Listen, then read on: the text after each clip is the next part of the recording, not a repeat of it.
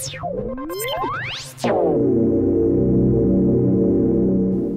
I'm Joe DeGanzik, and this is the show where we talk about all the new types of LED and super efficient lighting, even lighting types that you may not have even heard of yet. A bit of lighting design and how to tie it all together with home automation and that buzzword, the Internet of Things. This is another Q&A episode. This time we're jumping back into home automation, which we've covered a little bit over the past couple episodes, interspersed with some lighting stuff. And we do this about once a month, and we're trying something new tonight. We may, depending on how this works and how long these things last, we'll see. But anyways, we are broadcasting on Meerkat. You may have heard about it. It's the live streaming thing that's really easy to do through your iOS device. And so I'm recording on this camera, and then I'm Meerkatting on this camera. So some people are watching this live. So if you follow me on Twitter, at my personal Twitter, Nido Cayman, and I'll put it up on the screen somewhere around there or here. Basically, you'll be able to see when I might go live, and you can kind of be a little bit behind the scenes of how this stuff works before and after the show, and we'll see how long Meerkat is actually a thing. Jimmy Fallon just got on it a couple days ago, so you know what, that's going to blow all of us little people out of the water. So anyways, we'll see about that. But back to lighting answers and so forth. So I really love your feedback and your emails and whatnot. We'll give you all that information at the end of the show, so you can get a hold of me and the giant team here. It's actually a very small team, but anyways, the feedback's great, the emails are great, Facebook messages are great, and so I really appreciate that. So let's just dive right in. I'm using a very, very high-tech cue card this time because I'm just out of devices. For our 1-year anniversary with Lighting Answers, I'm going to upgrade us to a brand new camera, and then I'll have devices to read off of instead of paper. So let's see.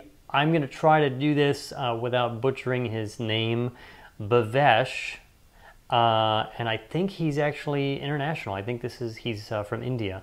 And I'm not sure if he's writing from India, but I believe he's in India, East Indian. So he's got a question obviously about home automation stuff, looking for information about products like Insteon, which is what I use. There's some Insteon stuff right here, the good old 8-button keypad link, and there really isn't anything like it. Now there are things like it, but what he's looking at is a plug-and-play solution, something that is not that you've got to go buy a hub and then you've got to go buy all these separate accessories, and that they're not quite the solution that Insteon developed about 10 years ago. And he was also looking for some information on video doorbells, of which I don't have one here to review, but I really want one. But they're a little, they're like everything else, pricey right now. So, and we actually emailed back and forth. I try to get back to your emails and messages right away, and then I take the best ones and we include them on the show. There really isn't anything else like Insteon that's a product that you can physically go out and buy right now. There are the smart hubs out there, there's smart things, there's obviously Google and Nest are pushing their kind of hub concept. There's the Lowe's Iris, and there's a handful of other ones out there as well. Insteon, in fact, also makes a hub device that can tie all of your other little devices together. But Insteon was built on the premise of not needing a hub, and that all the devices individually would talk to each other. And I'm going to go into a little bit more of that when we're coming up next. But I really don't have a solution. In fact, he actually was telling me through email about another solution called TIO, otherwise called Turn It Off. And it looks to be a very high-end solution, only sold through dealers, no pricing information available. Not sure how that's going to be, but they are an upcoming brand. And I just don't know. Anything that you can't really find or buy at your local store or through Amazon at this point really is not consumer focused. Dealers generally charge higher prices for things, and maybe for the little bit higher end wealthy class potentially. So I don't really have a great solution for you, but I still like Insteon. I'll talk about that in a little bit. One other thing, and I totally forgot that Bhavesh had asked, was about internet video doorbells. Now, I don't have any of these to demo. I've seen a couple online. They look very promising, and they're actually out there. There's two major ones out there. They're actually shipping right now, and that one is Ring, and the other one is Skybell. They're both basically the same thing. It's a device you mount. You can, one of them will use your existing wiring. The other one, which is Ring, will also allow you to run it off of a battery. Basically, it's a secure device. When someone rings your doorbell, it notifies you on your phone, and you can have a conversation with that person, and you can actually see them through a video feed. Well, I think one of them, their video feed isn't working quite yet, but coming soon. Anyways, it's a video doorbell, allows you to remotely talk to someone, whether you're in the house or like in Hawaii. It'll also, via a motion sensor, it will also allow you to motion sense and record activity around the door, just in case some guy delivers a package or someone's snooping up and you are curious what's going on. If someone just approaches your door, doesn't ring the doorbell, are they checking out your house, trying to figure out if they're going to burglarize you at some point. So anyways, those are Skybell and Ring, both at skybell.com and ring.com.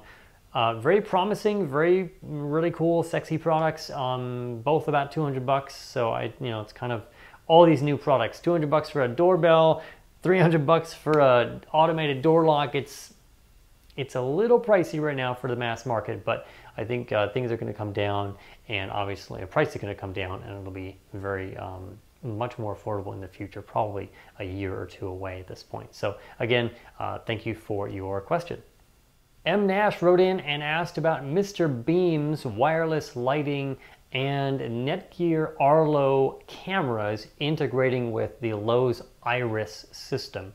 Now, the Lowe's Iris system came out in 2012, and they've been slowly adding on to it since. It is it's a hub type system, and it is Z-Wave, and it's also Zigbee. But the other problem with it is that it's mostly cloud-based.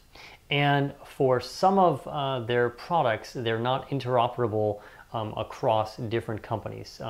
Because it's Z-Wave and Zigbee compatible, you can take most products that work with those protocols and put them into your Iris hub and control them. But anything that Lowe's sells that is branded as Iris generally does not seem to be compatible with anything else, say SmartThings or any other Z-Wave or Zigbee type system.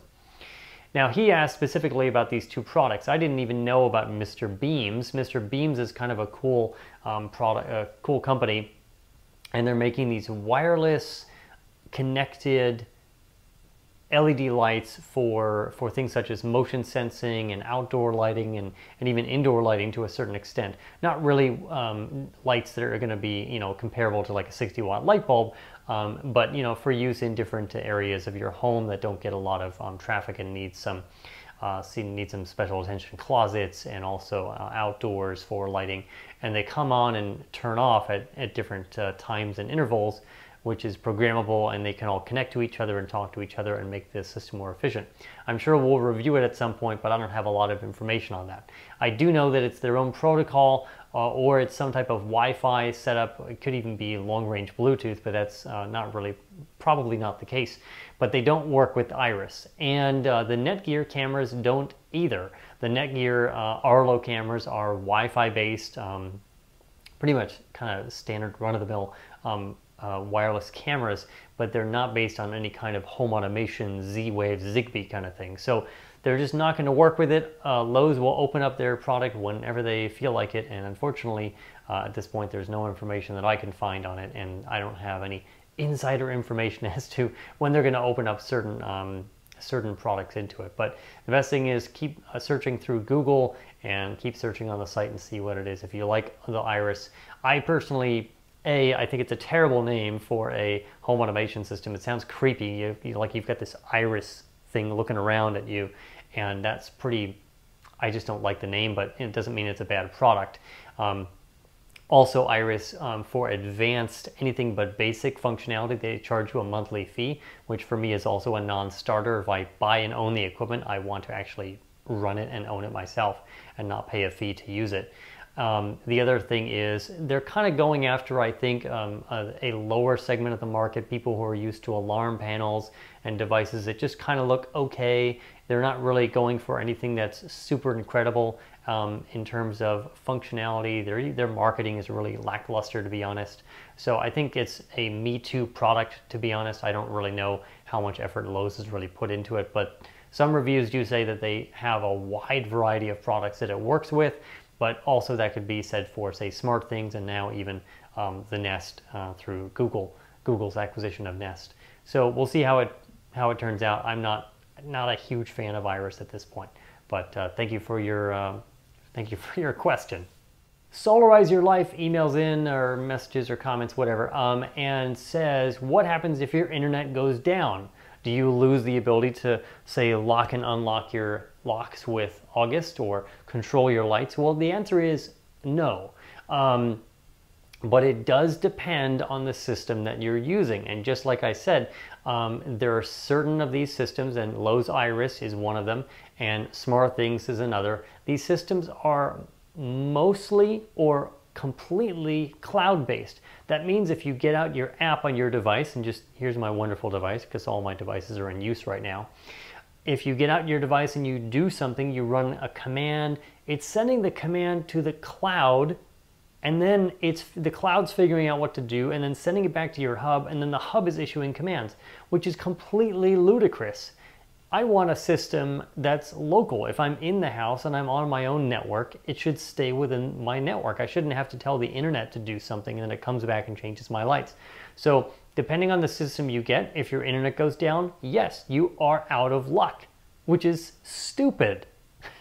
SmartThings says in the long term that they're going to make some sort of local control available, which again to me seems ridiculous. I can't imagine why they built it that way from the ground up. So local, cloud-based, make sure I'm not missing anything else. Yeah, all right, so Insteon. I use Insteon, I love it. I have used it for 10 years. Insteon was developed by Smart Home Technologies as the successor to X10. X10 had been around since like the 70s and was unreliable and it was slow, but it was a way for kind of consumers to get home automation, and you could add, you know, what were considered sort of hubs back in the day to make automation easier. Insteon was built with local control built in. I don't have anything in the cloud that runs the system except for the fact that I can get in remotely and control it, but I can do all of it here. Now, say that all my apps are in use, my computer's down. My computer actually runs hub software called Indigo, and it's a little bit more than what a consumer would want to actually go in and set things up. It's good for sort of entry level. If you really want to get into home automation and you don't want to just buy a physical hub, you want something that's a little more capable than that, and you're willing to sort of get your hands dirty in it. You don't have to do a lot of coding, but you have to do some setup. So I don't recommend it for people who just want to go out, buy something and put it in place. But it does work with a number of systems and protocols, you know, Insteon, Z-Wave, and it's got extensions for other systems like Zigbee. But beyond that, it was built from the ground up to be local. It was also built that the modules could talk to each other and you didn't even need a hub. That's great. And if you do have some sort of hub to do more automation, it allows you to do a lot of things. Now, I can turn from this control panel, I've got a number of buttons, and I've hinted about this and I'll go into more about it in a future episode, but physical buttons are a great thing. I don't believe that you can find a Z-Wave keypad or something like that that would work with, say, SmartThings, Lowe's Iris, or any other compatible system that's got these nice, elegant buttons. And these are reassignable. One of them simply is the power for, you know, that's basically the dimmer that this is running, which happens to be the outside patio light behind this door. But the rest of it, I can reassign these buttons. If I want to turn absolutely everything off, a double tap initiates a all off. And I can simply, and I've reassigned some functionality for one of the other ones, and I can double tap and bring us back to where we were. Now, the other thing that you notice there is you notice some lights turned off, and then the main light, which is my key light for doing some video work, like these episodes, turned off separately. That's called the popcorn effect.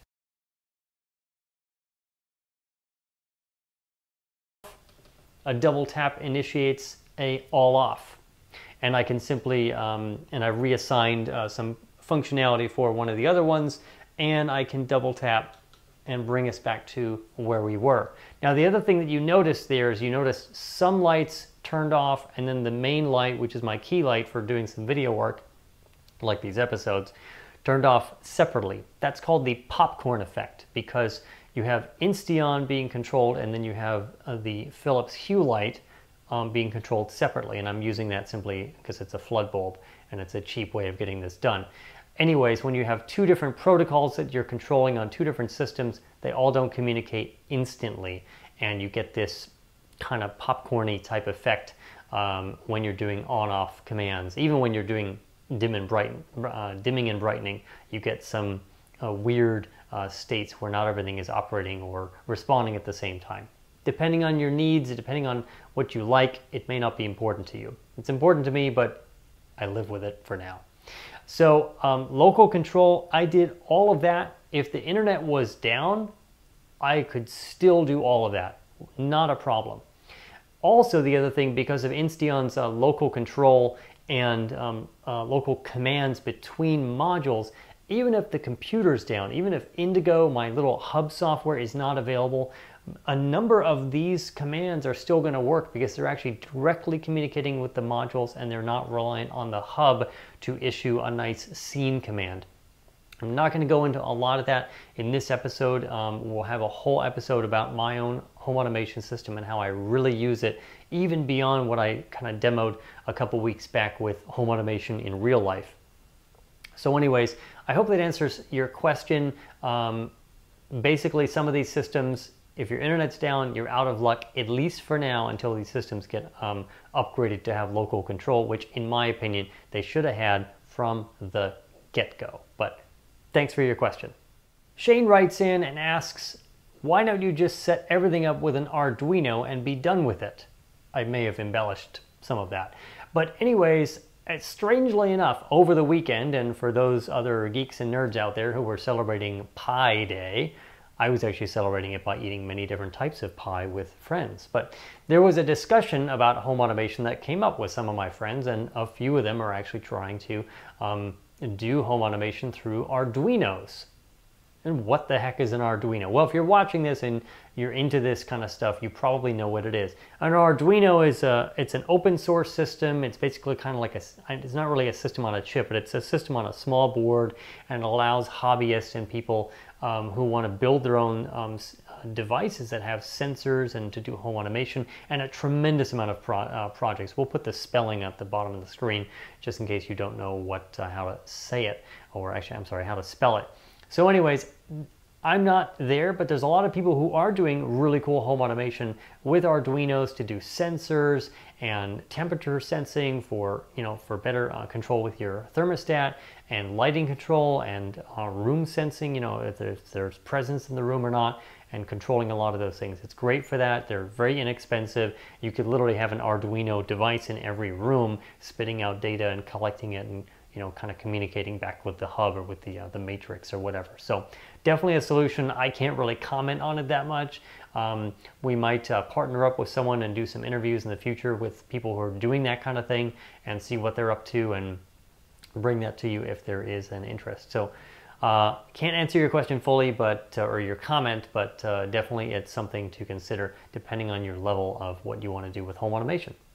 So Christopher writes in, this is our 5th question, and he said, do you think that Apple and Google and SmartThings, these other hubs and the big companies are going to be a better solution ultimately for consumers than Leviton, HAI got merged into Leviton, and Crestron and Lutron and some of these other older home automation companies and systems? And I think they are, because they're two totally different worlds. What he was talking about with Crestron and Leviton and so forth, these are brands that many consumers are really not familiar with because they're not consumer brands. Leviton is, and Lutron to a certain extent, because you can find those products at Home Depot. Leviton is a huge electrical company. They make like face plates and wall switches and all kinds of things. But they've gotten into dimmers and home automation products over the years. Same thing with Lutron. Lutron has been known as a very high-end lighting company with super sleek little switches and dimmers for years in very, very, very high-end homes, and just think expensive. Some of their prices have come down, but it's really not something that you walk into any store, and it's not, even to me, it's not super, it's not incredibly easy in terms of to figure out what you need and what you want and how it's all going to work together. But those companies are trying to make a grab for this industry. Crestron, forget about it. They're not interested in consumers. I just went to their website to make sure I wasn't going to be talking and saying something completely wrong. They're not looking at consumers. They're what you find in big convention centers and churches and even educational institutions for local control and AV control,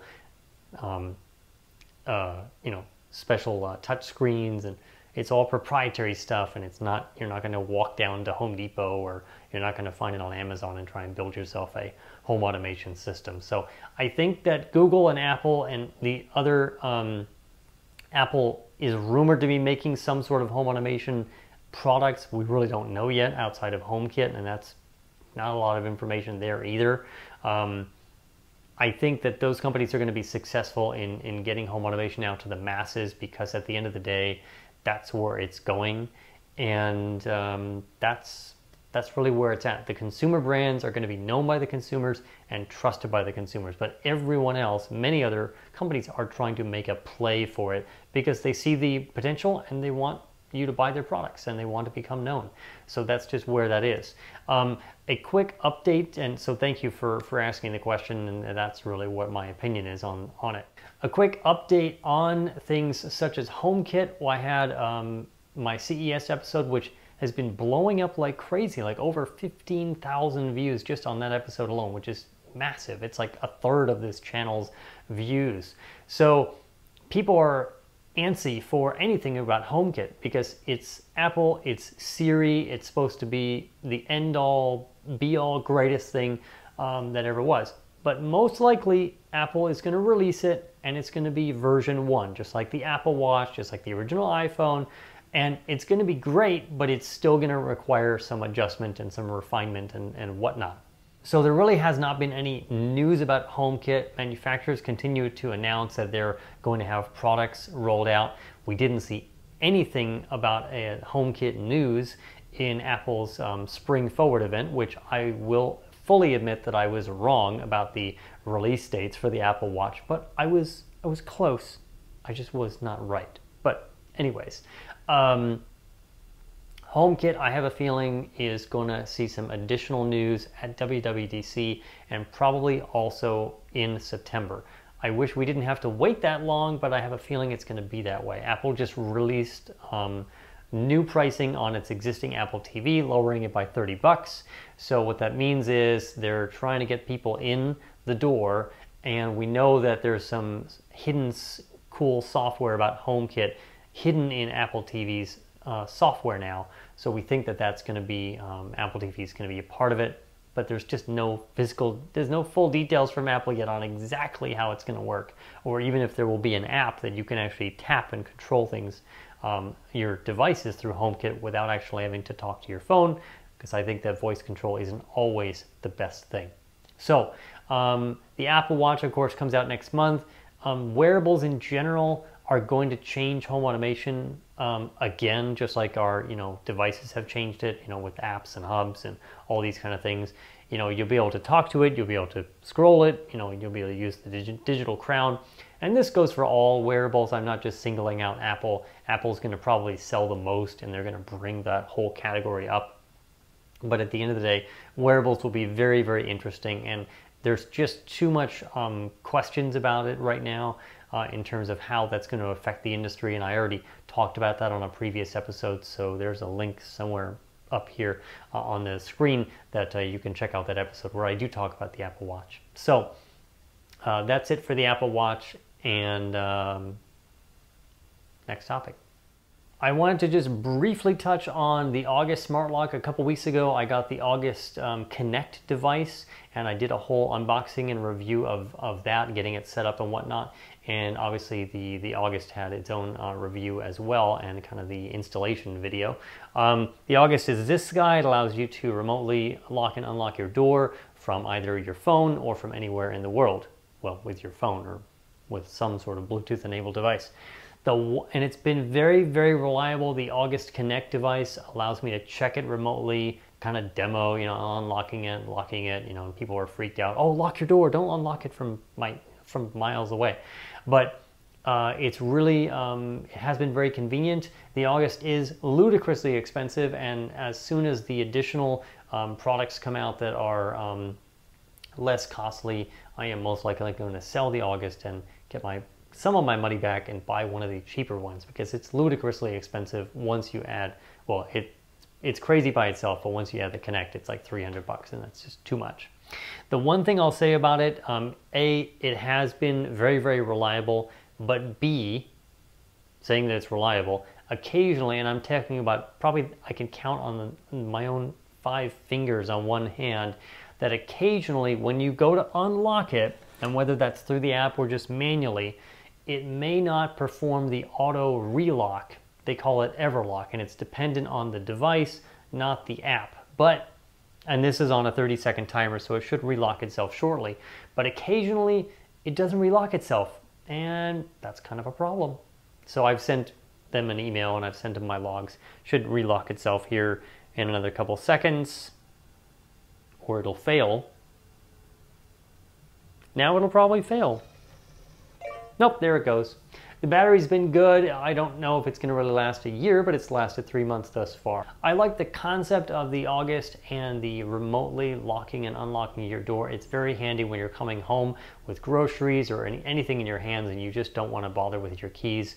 But sometimes most of the time you walk up to the door and it's fine, it unlocks. Some of the time, not so much. So it's a new technology, still got to update, and things have got to improve because it's not perfect yet. So that's it for this episode. For the FAQ, we'll have another, not really FAQ, but for the Q&A, we'll have another one next month. About the middle of the month, we're flip-flopping between lighting and home automation. And that is the end of this episode, and here now is where you can get us. You can send an email to questions@answers.lighting. You can get us on all the social media things. If the Meerkat trend continues, you can follow me personally at NidoCayman and be notified of whenever I decide to go live and record one of these episodes, and you can kind of see before and after and all that kind of stuff. We'll see if it lasts more than a few weeks. It may just be a fad. But anyways, that is it. I love your comments, your feedback, your questions. You guys actually tell me about other products that I haven't even known about, which is fantastic. Also, continue to write in and let me know about products that you might want me to review. I'm starting to get some emails from other companies wanting me to review their products, and I love that as well. But you guys are the consumers, and you drive the interaction on the channel and the videos. So tell me what you want me to work on and review. We've got some great, exciting episodes coming up in the next couple of weeks and months. More lighting reviews, home automation product reviews, and our first collaborative video coming up, which is going to be really cool. So that is it. I am Joe DeGanzik for Lighting Answers, and I will talk to you next time.